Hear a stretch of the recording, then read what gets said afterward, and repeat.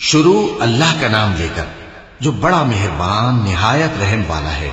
اور کتاب یعنی قرآن میں مریم کا بھی تذکرہ کرو جب وہ اپنے لوگوں سے الگ ہو کر مکان کے مشرقی حصے میں چلی گئیں، پھر انہوں نے ان کی طرف سے پردہ کر لیا تو ہم نے ان کی طرف اپنا فرشتہ بھیجا، سو وہ ان کے سامنے ایک خوبصورت مرد کی صورت میں آیا۔ مریم بولی کہ اگر تم پرہیزگار ہو تو میں تم سے بچنے کے لیے رحمان کی پناہ لیتی ہوں۔ فرشتے نے کہا کہ میں تو تمہارے پروردگار کا بھیجا ہوا یعنی فرشتہ ہوں، اور اس لیے آیا ہوں کہ تمہیں پاکیزہ لڑکا بخشوں۔ مریم نے کہا کہ میرے ہاں لڑکا کیوں کر ہوگا جبکہ مجھے کسی مرد نے بطور شوہر چھوا تک نہیں اور میں بدکار بھی نہیں ہوں۔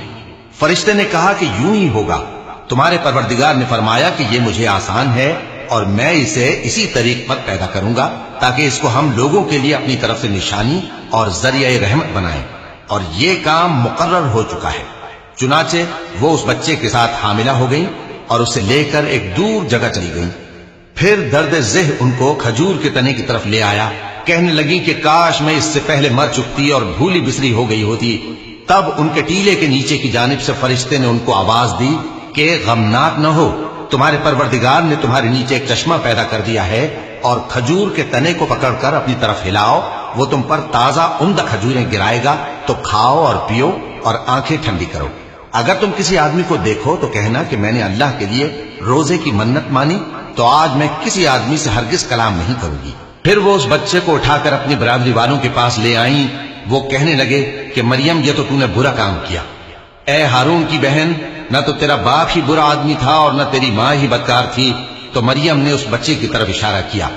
وہ بولے کہ ہم اس سے کہ گود کا بچہ ہے کیسے بات کریں؟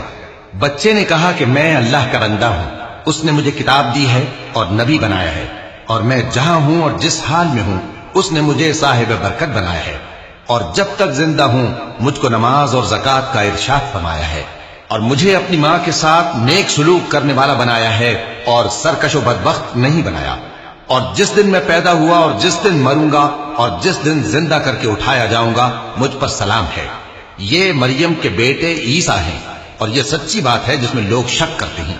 اللہ کو شایع نہیں کہ کسی کو بیٹا بنائے، وہ پاک ہے، جب کسی چیز کا ارادہ کرتا ہے تو اس کو یہی کہتا ہے کہ ہو جا تو وہ ہو جاتی ہے۔